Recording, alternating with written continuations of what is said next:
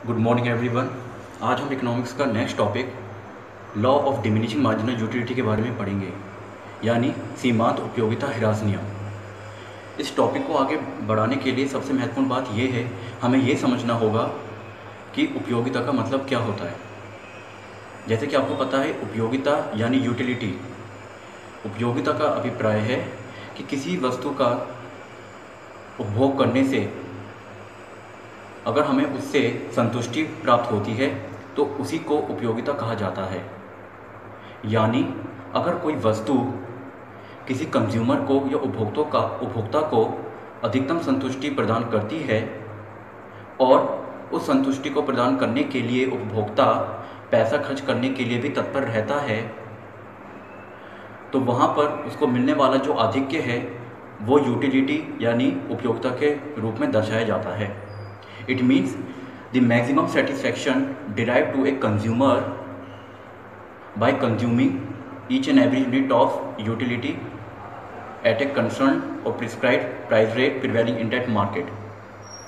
तो अब इसको आगे बढ़ाने वाली बात यह है कि ये जो उपयोगिता है ये एक समय तक स्थिर नहीं रहती है।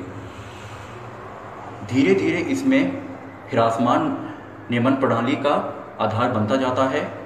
यानी सीधी बात ये हुई कि जब हम किसी वस्तु का निरंतर उपयोग करते जाएंगे तो उसकी जो कुल उपयोगिता एवं सीमांत उपयोगिता है उसमें कमी देखने को मिलेगी।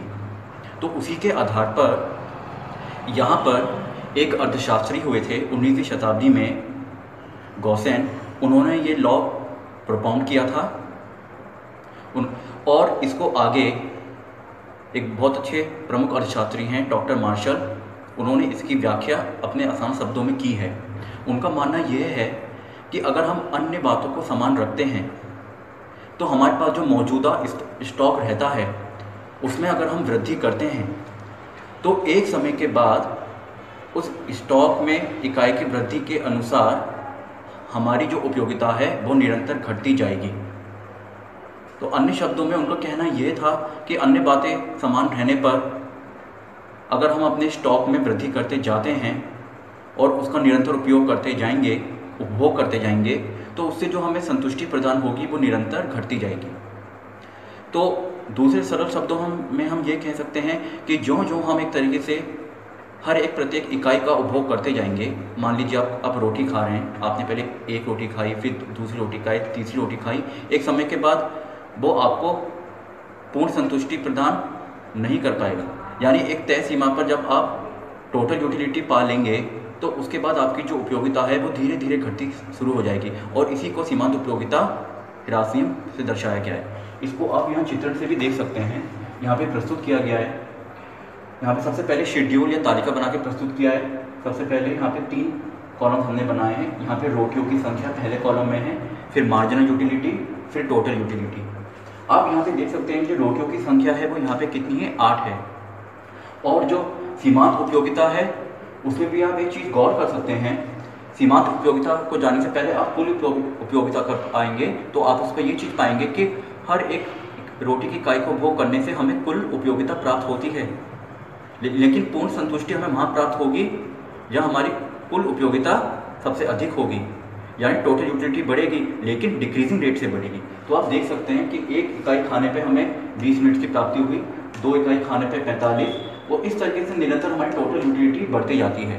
लेकिन अभी आप यहाँ पे देखते हैं कि 5वीं रोटी खाने पे हमारी जो कुल उपयोगिता है वो 75 पे पहुँच चुकी है, और उसके बाद अगर आप अतिरिक्त इकाई को भोग करते हैं, यानी जिसे मार्जिनल एडिशन कहा जाता है, तो वो एक तरीके से आपको उतनी ही टोटल यूटिलिटी डिराइव करेगा जो आप पहले पा चुके हैं। तो इसका अभिप्राय ये हुआ कि रोटी की 6ठी इकाई खाने पे 6 यूनिट्स का उपभोग करने पर आपका जो मैक्सिमम सेटिस्फैक्शन की जो लेवल है वो 75 यहाँ पे शो कर रहा है। इसे आप पॉइंट ऑफ सेटाइटी और पूर्ण संतुष्टि का चरम बिंदु कह सकते हैं।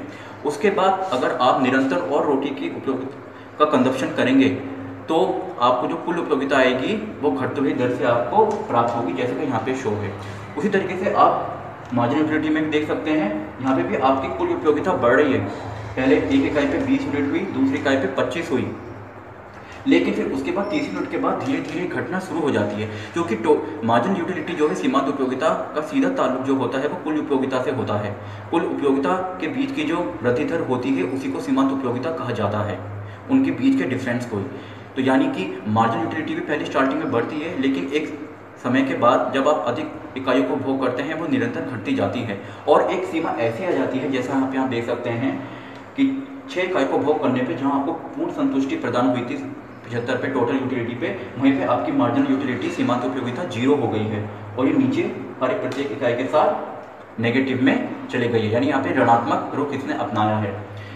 इसको मैंने चित्रण के द्वारा भी प्रस्तुत किया है, जिसे आप आराम से यहाँ पे देख सकते हैं। यहाँ पे मैंने टोटल यूटिलिटी कर्व के बारे में बताया हुआ है, तो यहाँ पे मैंने एक्स एक्सिस पे रोटियों की संख्या को शो किया है और वाई एक्सिस पे टोटल यूटिलिटी को शो किया हुआ है। तो जैसे आप देख सकते हैं कि ये जो चित्रण प्रस्तुत हुआ है ये बिल्कुल इस शेड्यूल के आधार पर बना है, कोई इसमें बड़ी बात नहीं है। तो यहाँ पे आप देख सकते हैं कि टोटल यूटिलिटी जो है आपके पास, जैसे आप 6 इकाइयों का भोग करेंगे तो ये M1 और E1 पॉइंट जो है, यहाँ E1 पर आपको पूर्ण संतुष्टि प्रदान होगी, और ये वही पॉइंट है जब आप शेड्यूल में देखेंगे कि 6 इकाई को भोग करने पर आपका 73 यूटिलिटी का पूरा संतुष्टि आपको प्रदान हो चुकी है। तो आप यहाँ देख सकते हैं ये पूर्ण संतुष्टि का बिंदु है टोटल यूटिलिटी में, जो आपको यहाँ पे प्राप्त हो चुका है। ठीक है, अब इसी के आधार पर आप मार्जिनल यूटिलिटी कर्व पे आइए। ये दूसरी जो चित्रण है इसके द्वारा प्रस्तुत आपको किया गया है। तो यहाँ पे आप देख सकते हैं कि नीचे एक्स एक्सिस जो है आपके पास वो रोटियों की संख्या उसको शो कर रहा है, और आपके पास जो वाई एक्सिस है वो मार्जिनल यूटिलिटी को शो कर रहा है। ये किसको शो कर रहा है? वाई मार्जिनल यूटिलिटी को, ध्यान रखिएगा। तो इसमें भी आप देख रहे हैं कि सबसे पहले जो सीमांत उपयोगिता है पहले बढ़ती है, क्योंकि आपने एक इकाई को भोग किया तो पहले 20 इकाइयाँ आपको प्राप्त हुई, दूसरी रोटी को भोग किया तो 25 आपको प्राप्त हुई। तो देखिए 2 रोटियों की इकाई का इस्तेमाल करने पर, उपभोग करने पर आपको यहाँ 25 पे क्या प्राप्त हो रही है? मार्जिनल यूटिलिटी पूरी संतुष्टि प्राप्त हो रही है। उसके बाद धीरे धीरे ये सीमांत उपयोगिता ह्रासमान नियम अपनाए हुए नीचे घटती जाएगी, और फिर जब 6ठी इकाई पर आप पहुँच जाएंगे तो वहाँ पर आपको ये पूर्ण संतुष्टि प्राप्त हो चुकी होगी। और इसके अलावा जैसे आपको पता है उसके बाद जो आपकी सीमांत उपयोगिता है 7वीं और 8वीं इकाइयों को भोग करने के बाद कैसे नीचे घटती जाती है, तो ये नेगेटिव में यहाँ पे पहुँच जाएगी। तो इसके हिसाब से ही पता चलता है कि इन सब के बीच में क्या कोरिलेशन है टोटल यूटिलिटी, मार्जिनल यूटिलिटी, और किस तरह से ये आपकी सीमांत उपयोगिता निरंतर घटती जाती है। और इसी के आधार पर इस लॉ ऑफ डिमिनिशिंग यूटिलिटी को हम ये कह सकते हैं कि जो जो आप किसी भी कार्यों को भोग करते जाएंगे तो निरंतर उसकी जो सीमांत उपयोगिता है उस पर ह्रासमान नियम लागू होता जाता है। Thank you.